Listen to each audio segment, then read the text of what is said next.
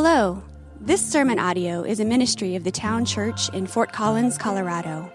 If you would like to learn more about us, how to connect, or how to support us, go to our website, thetownchurch.org. While listening to the Bible preached is a healthy part of our spiritual formation, it is not the whole picture. So if you aren't a part of a local church, we encourage you to prayerfully commit to a local body of believers where you live. We're glad you can join us, and we hope God uses the following sermon to reveal more of His glory to you.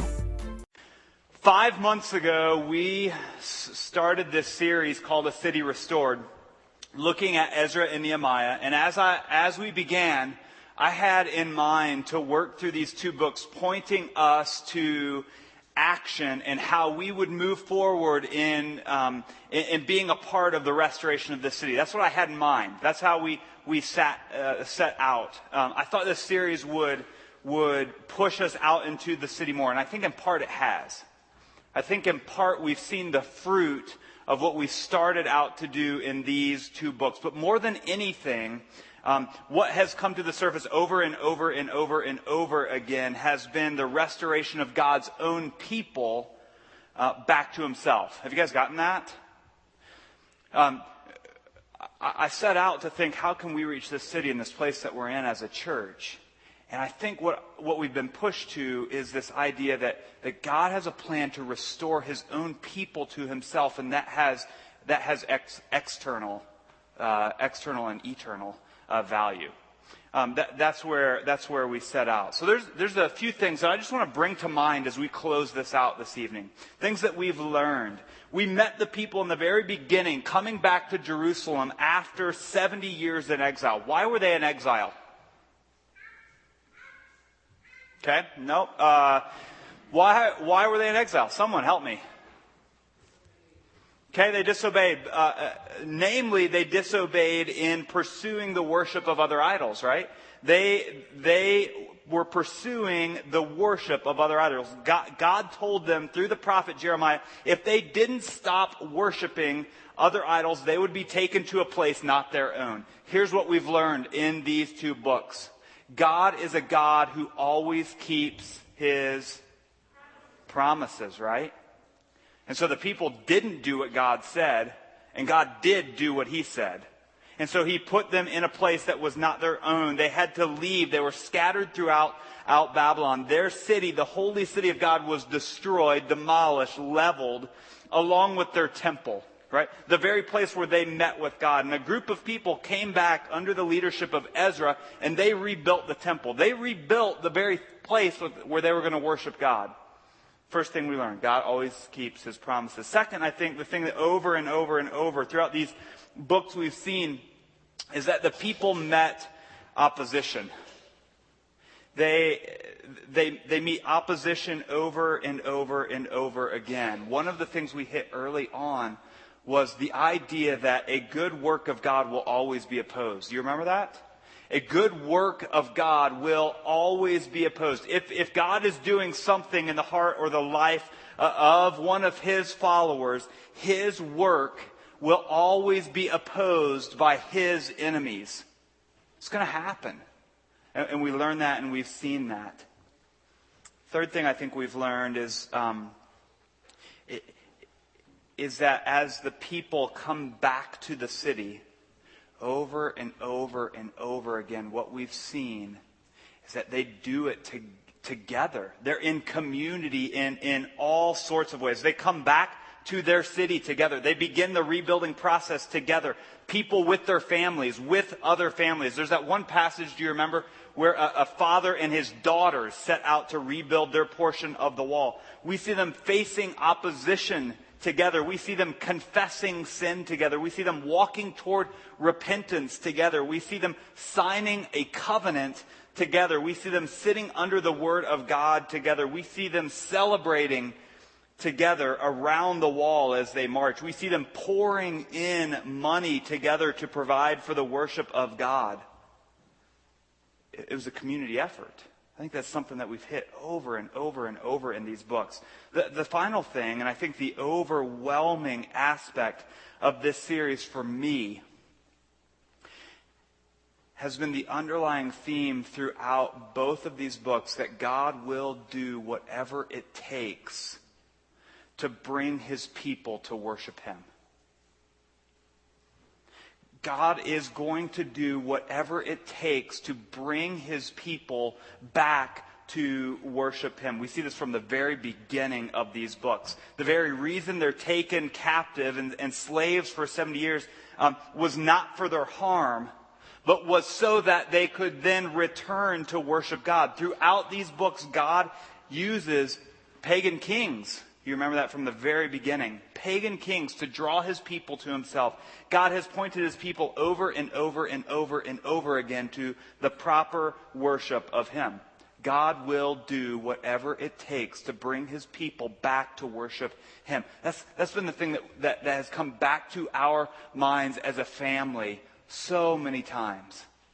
So many times. The month of December, we decided as a family that we were going to spend the entire month sick. And so that's what we did. I mean, we just set out for the entire month to have colds and the flu and then stomach stuff that's, and we set out to do that. But throughout that whole process, because we're in the midst of these two books, over and over and over again, we said to one another, God has us in this place of sickness or whatever it is so that we will worship him. How can we worship him today? And so that's what we've seen. That's something that's hit my mind as we've worked through those. In those four ways and others, I'm sure, these two books seem to be more internal than external, don't they? My hope and my prayer is that we would not forget those things that I just walked through about these books. When we think of Ezra and Nehemiah together, my hope and prayer is that we would think about worship, the worship of our great God.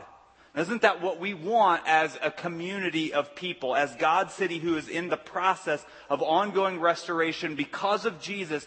Isn't it what we want? The ongoing process of being restored as a community to him. Now, I know that many of you are not in that place right now. I get it that a lot of you are in some ongoing patterns of sin in your life. Many of us face those kinds of things. We face that battle over the same recurring sins over and over and over again. And our restoration comes in the form of God's work through his Son on the cross. We have been restored to the Father because of his Son. If you trust Jesus, and if you trust his redemptive work on the cross, you are now God's son because of God's Son.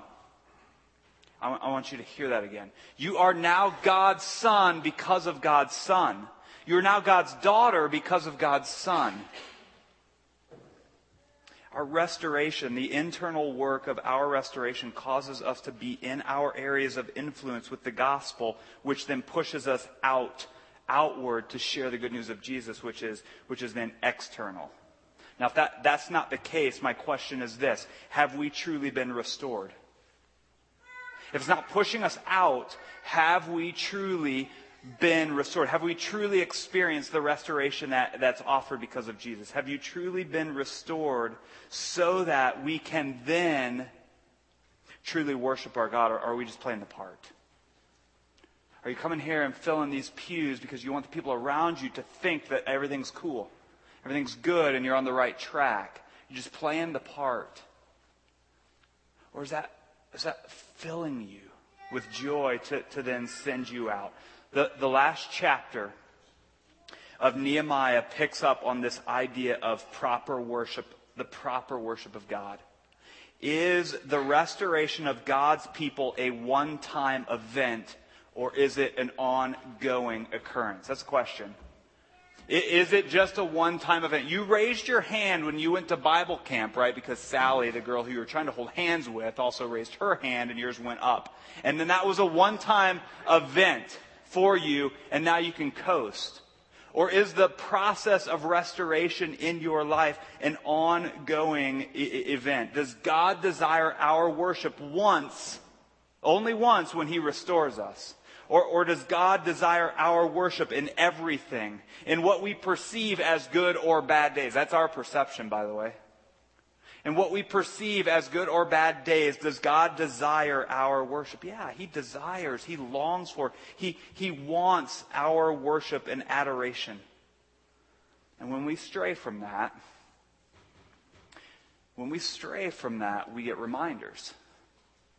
We get reminders. We desperately need people in the body to come alongside us, the community again, to come alongside us and point us back to God. And sometimes, as we're going to see tonight, sometimes we need someone to point us back to God in some very abrupt and sometimes harsh ways. And so where do we find ourselves in chapter 13? Do you remember from the very beginning? We're going to float back all the way to Nehemiah 2. The very beginning where Nehemiah is with the king, right? He's with the king, pagan king, King Artaxerxes, requesting time away. Now, what was Nehemiah's job? Anyone? Cupbearer, right? He was the cupbearer to the king. What did he do? He ate a lot of food. Like, he ate the food to make sure that the king was not going to get poisoned. That was his job. Fantastic job, except for the poisoning part. Fantastic job. And so he goes to the king because his brother comes to him and he says, Nehemiah, Jerusalem is messed up. The city is in shambles. The place is wrecked. There's nothing rebuilt. We desperately need you back. And so he goes to the king and he says, King, I'm going to request leave to go back because my city's in ruins and it is in need of physical restoration. Do you remember that? Well, what was the king's requirement of Nehemiah if he was going to go back to the city? What's that? Anyone? He wanted a time frame, right? He wasn't just going to say, yeah, go on, have a good time, let me know how things are going. I want to know how long you're going to be there. And so he says, fine, go, but we need to settle on that time. We need to make some arrangements here because I am not going to eat Pop-Tarts and Hot Pockets all the time. Right? I'm not going to do that. I want you back here so I can eat something else. And so they settle on it. And Nehemiah is in Jerusalem for 12 years. We're going to get there, all right? We're going to get to how we work that out. He goes to Jerusalem in the 20th year of King Artaxerxes. In this chapter, we're going to see that he makes his way back in the 32nd year of King Artaxerxes. All right, math people. 32 minus 20. Give or take, right? Give or take 10, it's 12, right? And so 12 years has passed and Nehemiah has now traveled back to be with the king. 1,000 miles through the desert on a horse that had a name. And that's where we find ourselves in chapter 13. All right? Nehemiah the reformer, their leader, has left Jerusalem and the people are now on their own.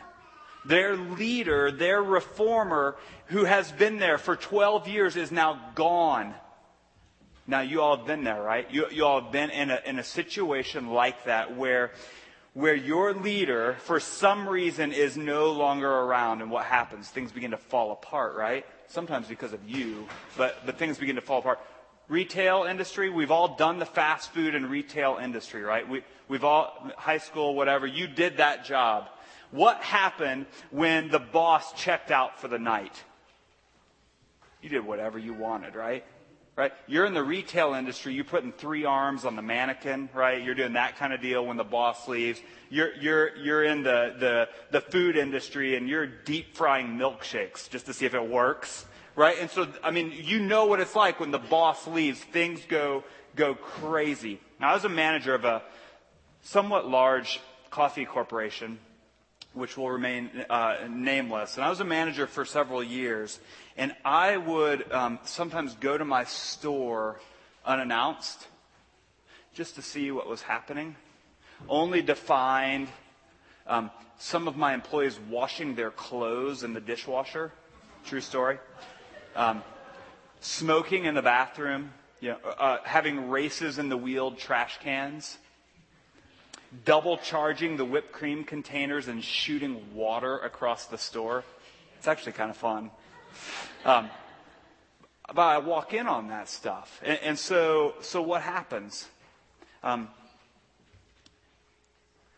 That's when we in the food business like to say, we need some action plans here, don't we?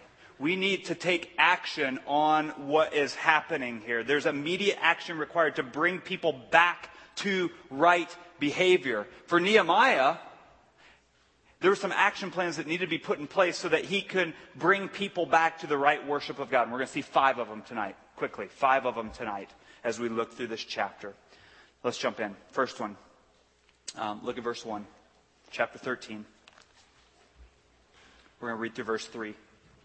Here's what it says, last chapter of Nehemiah. On that day, they read from the book of Moses in the hearing of the people, and it was found written that no Ammonite or Moabite should ever enter the assembly of God. They read it, right? They read it in the book of Moses. For they did not meet the people of Israel with bread and water, but hired Balaam against them to curse them. Yet our God turned the curse into a blessing. Little history there, just telling the story. Verse 3, as soon as the people heard the law, back to Nehemiah, as soon as the people heard the law, they separated from Israel all those of foreign descent. So here's what happened. They cracked open the Bible. They cracked open the scroll, and they began reading what was there. And they see that there's a prohibition from Moses stating that the Ammonites and the Moabites cannot be involved in the same worship setting as the worship of their God. And this goes all the way back to the book of what we know as Deuteronomy. And they're reading that, and they decide we need to take action. We've read it in the Word. We see what's happening here. We've got to take action. They didn't need Nehemiah for that. Right? They had God's Word, and so they took action. This is the first action required, a restoration in response to the Word. Now, let's close it and go home, right? They did it. But they read the Word. Nothing else is happening, right? It's all over from there. Wrong. Let's look at verse 4, because this keeps moving. Action number 2, verse 4.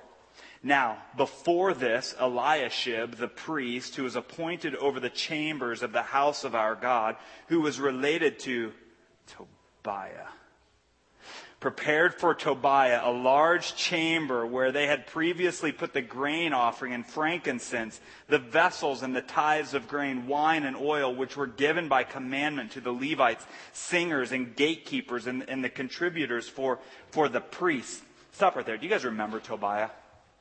You remember that guy, right? The guy that is really, really easy not to love.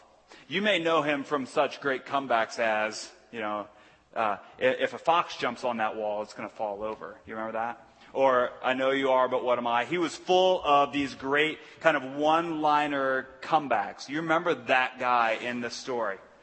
Still an enemy of God, opposing God's work. And this time, God's people are actually helping him. Now, do you remember from last week the storage rooms that they had set up? People were bringing things to the priests, the Levites, and the servants of the temple, and they're storing them in rooms for these servants of the temple. Here we have a guy by the name of Eliashib cleaning out that space and setting up a room for Tobiah. Do you get that? This is the temple of God, and Eliashib is clearing out a space, setting up a room for Tobiah. They've put up a couch, right? They put up a couch for Tobiah. He's got his lava lamp going, right? He's plugged it in. It's taken him some time to get the wax going, but he's got it plugged in. He's got the Justin Bieber poster, and he claims that that's just for, it's just for, he maybe make some money on that. But he's got that there. All of his stuff is now there in this storage room in the temple. And we're told what? Look at verse 6. While this was taking place, I was not in Jerusalem. For in the 32nd year of Artaxerxes, this is Nehemiah talking, by the way. In the 32nd year of Artaxerxes, king of Babylon, I went to the king. And after some time I asked leave of the king and came to Jerusalem. And I then discovered the evil that Eliashib had done for Tobiah, preparing for him a chamber in the courts of the house of God. And I was very angry. And I threw all of the household furniture of Tobiah out of the chamber. Then I gave orders, and they cleansed the chambers, and I brought back there the vessels of the house of God, with the grain offering and the frankincense. Nehemiah goes back to the king. He goes back to the king, a 1,000-mile journey across the desert, nearly 2 months probably of walking. And when he gets there, he asks the king if he can come back. And he returns and he finds out what's going on and what happens. There's outrage, right? He's outraged. He throws the couch and the lava lamp out of the house of God. All right, we're told that he was very angry, and rightly so. Now, the restoration that he tried to encourage while he was in Jerusalem is now crumbling. And so he restores it by cleansing and purifying that room that Tobiah was in, bringing back the things of God into the temple. What else do we see? Now that Nehemiah's back, what other action steps need to be put in place to restore the proper worship of God? Action number 3. All right? Now Nehemiah's looking, and he should be, right? I mean, he's come back and he's found out, he finds out what's happening with Tobiah. And so he's looking for it now. He's looking for the things that are going down. And what he's finding is not encouraging. All right, not encouraging. Look at verse 10. I also found out that the portions of the Levites had not been given to them, so that the Levites and the singers who did the work had fled each to his field. So I confronted the officials and said, "Why is the house of God forsaken?" And I gathered them together and set them in their stations. Then all Judah brought the tithe of the grain, the wine, the oil into the storehouses. And I appointed as treasurers over the storehouses Shelemiah the priest, Zadok the scribe, Pedaiah of the Levites, and as their assistant Hanan the son of Zakkur, son of Mattaniah, for they were considered reliable. And their duty was to distribute to their brothers. Remember me, O my God, concerning this, and do not wipe out my good deeds that I have done for the house of my God and for his service. Right? The temple servants are not getting what is being brought to them, probably because the room is being used for Tobiah, but they are not getting the provision they are needed. They were forced to go back to their own fields, in a sense, to get a second job to make up for what was not being given to them. Things were falling apart, and so Nehemiah takes action. This is action number 3. He restores provision to the temple servants. Now, as an aside, do you remember the covenant that the people signed? Do you remember one of the most significant portions of that covenant was about this very thing, the provision for the temple servants? We're not going to get into money again, but that was one of the main things that they talked about in this covenant that they all signed. Yes, we will give to the Levites, the priests, and the singers. We will do this, and here they aren't. And so Nehemiah comes in and restores that aspect, probably pointing them back to the covenant that they all signed. Listen, you all signed this covenant, and now you're not doing the very thing that you agreed to do. Just so you all know, this is the same kind of action that we will take with our members here, our covenant members. When we sign a covenant together, we will point all of us back to that and say, we agreed to this. We said that we wanted this. We said that if I didn't do this, I wanted you to chase me down. It's the same kind of action that we are going to take. What else do we see? Look at verse 15. What else do we see? What other action is required? Verse 15. In those days I saw in Judah people treading wine presses on the Sabbath and bringing in heaps of grain and loading them on donkeys, and also wine, grapes, figs, and all kinds of loads which they brought into Jerusalem on the Sabbath day. And I warned them on that day when they sold food. Tyrians also, who lived in the city, brought in fish and all kinds of goods and sold them on the Sabbath to the people of Judah and Jerusalem itself. Then I confronted the nobles of Judah and said to them, what is this evil thing that you're doing, profaning the Sabbath day? Did not your fathers act in this way? And did not our God bring all this disaster on us and on this city? Now you are bringing more wrath on Israel by profaning the Sabbath. The people knew the laws. Right? These people knew the laws. They knew what they were and were not supposed to do. And we're told here that their fathers knew it too.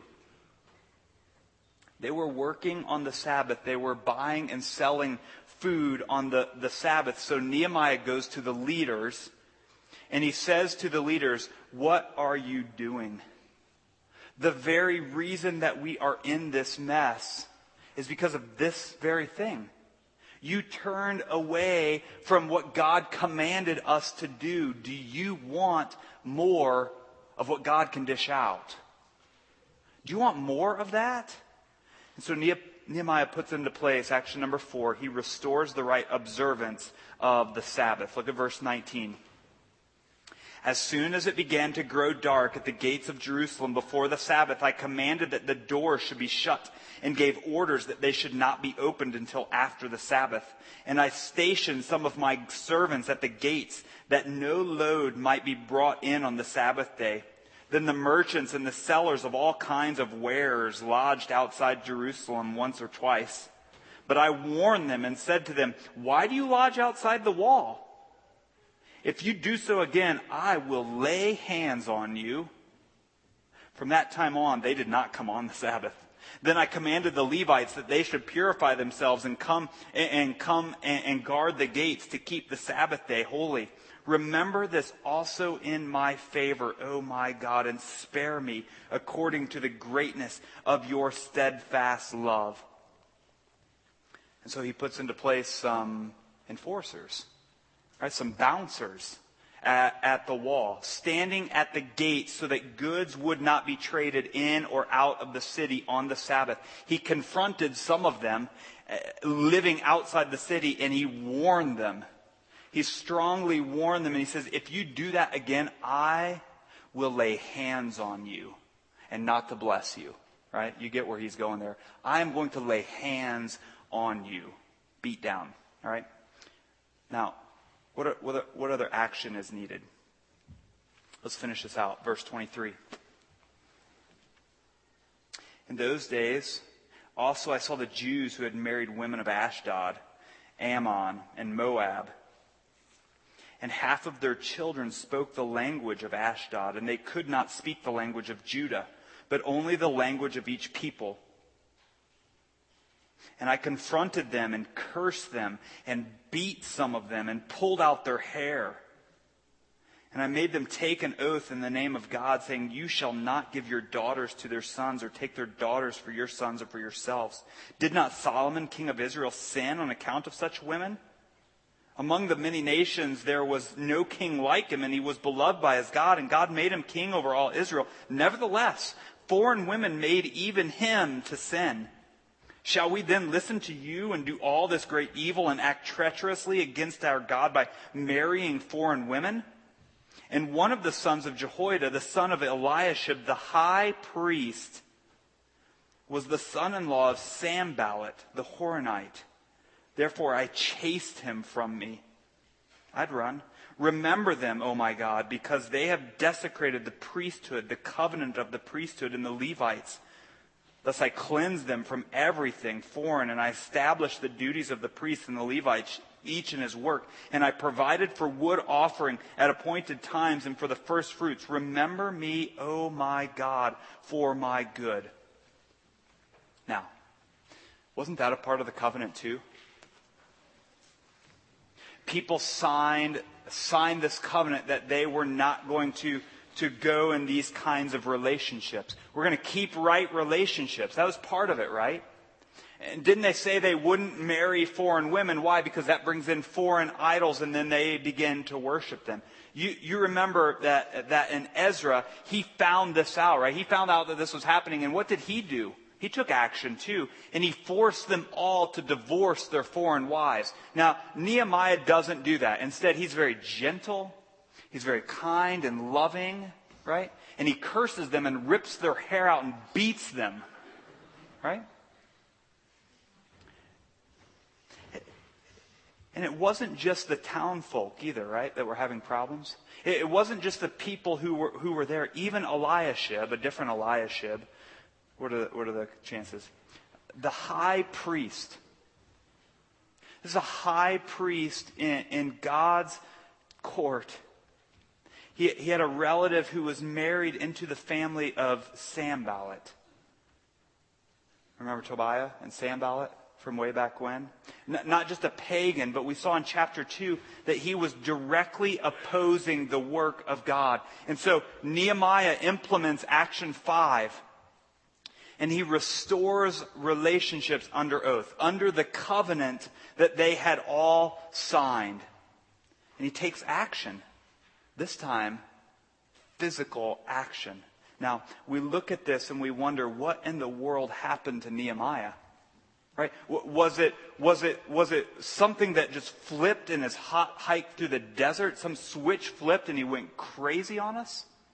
Right? He went Jason Bourne, or fill in your, movie reference that's a little earlier than that or later. He went Chuck Norris on them, right? I guess that didn't help, did it? What happened that this man is now throwing furniture? What happened that this man, Nehemiah, is now warning people that he's going to lay hands on them? What happened to Nehemiah that he is now in a place in his life that he is beating people and pulling out their hair and chasing down the high priest? What happened in his life? I'm going to tell you what happened. Nehemiah is jealous for the worship of God. That's what happened. If God and His name and His word are being profaned, Nehemiah is going to take action to restore right worship of God. And did you notice, after every one of these beatdowns, he says, God, show favor on me, because here I go. I show favor on what I just did. Here's what I want to leave us with tonight, what I want to leave us with Ezra and Nehemiah. Yes, we have a responsibility, right? A city restored. We have a responsibility to be taking action, to be getting out of our couches, off of our couches and out into the city, into our neighborhoods. We have a responsibility to be sharing the good news of Jesus with the people who are around us for the progress of the gospel. We have a responsibility. That's absolutely true. All right, everybody nod with me. All right, that's true.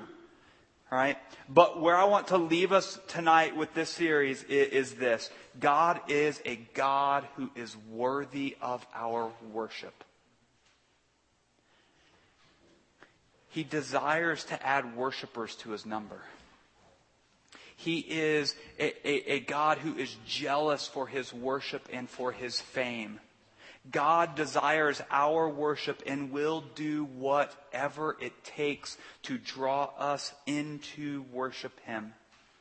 The reason that Nehemiah takes action here, the reason that he takes action like he does to some extent, is because he has the heart of God.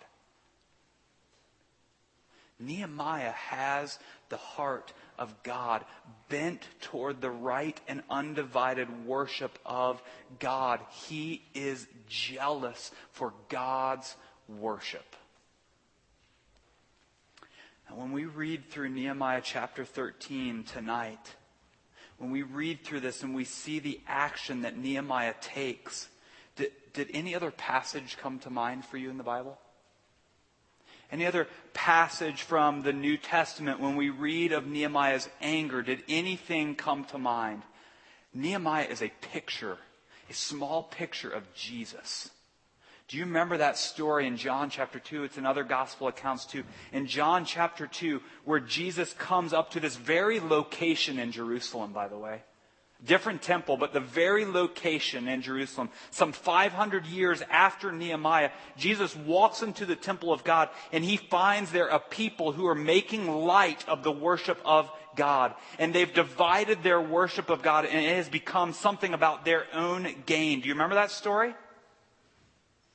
Jesus walks into the temple and he sees a strip mall, right?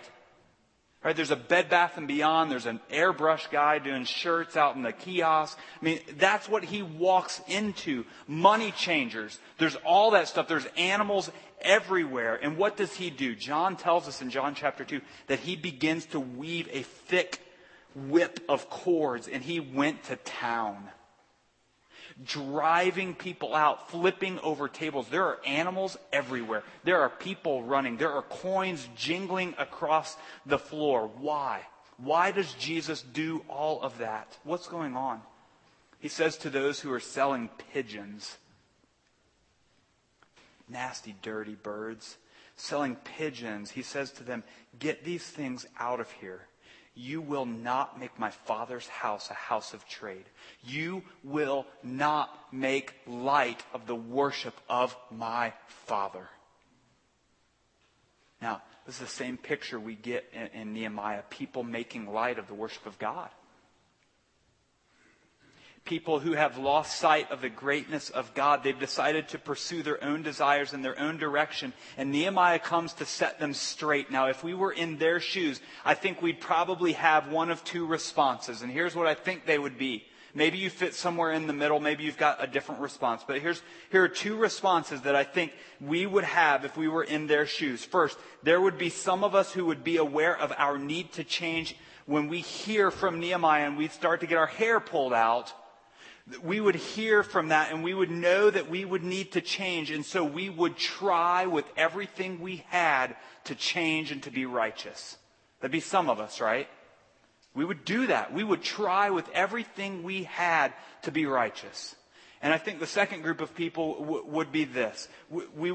Some of us would see the amount of change needed in our lives, and we would give up, and we would despair. So my question for us is, where are you in that spectrum of those two? Both of those responses, hear this clearly, both of those responses are exactly what Satan wants. He wants us to think that we can change on our own and become righteous. Or he wants us to think that there is no way that we can change, which then sends us into despair. Satan smiles at either of those responses. But here's the good news.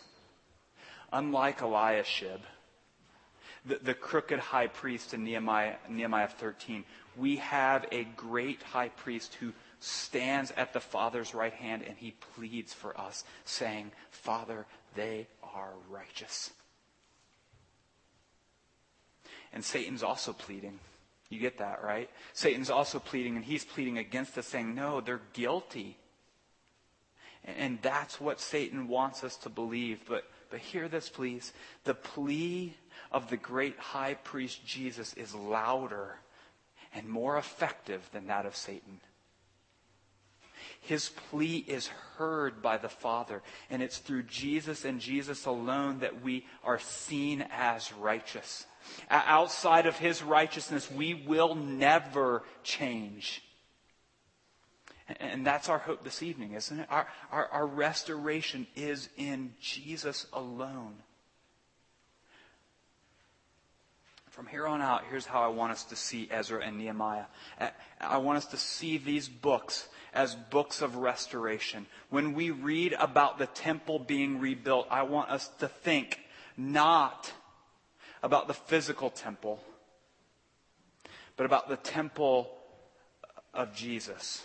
You know, right after that passage in John chapter 2, after Jesus flips over tables and runs people out, right after that, he comes to a group of righteous religious Jews who are standing there, and he says this, destroy this temple, and in 3 days I will raise it up. Now that sets them off, right? Because in their minds they're thinking, this thing has been destroyed so many times, and we have worked our tails off at rebuilding this thing, and this guy is telling us now that he's going to tear it down, or he's saying, you tear it down, and in 3 days I will raise this thing up, I will rebuild it. The Jews get offended because it took a lot of work. How could this crazy man Jesus say such things? We can say such things because he wasn't talking about the physical temple. He was talking about his body that's to be broken. Restoration was brought to broken people when Jesus' body was broken. You hear that? Restoration is brought to broken people when Jesus' body is broken. You and me. Jesus' brokenness restores our brokenness. Our worship of God is possible because of the broken and restored temple. Not a temple built with hands, but the temple of Jesus, the righteous temple. May our hope be found in that. May our minds go back to that as we read these books again and again. You know, our hope is in that body that's broken. Every week we get to celebrate that. Jesus' body broken. The very thing he said to these righteous Jews. Tear this thing down, in 3 days I'm going to build it back up. He's talking about his body. And we get to celebrate that every week. The broken body of Jesus that restores our brokenness. Represented in the bread. And the blood that flowed from his body when he was on the cross. Represented in the wine. If you're a believer here tonight, if you're someone who has your hope in Jesus, then you get to celebrate that as often as you come here on Sunday evenings through this meal, remembering the brokenness of the body, the temple, the body, and the blood that was shed. Now, if you're not a believer here this evening and you're here trying to figure this all out, I get it. I am glad you're here. We're glad you're here. We want you to be here. We want you to come back.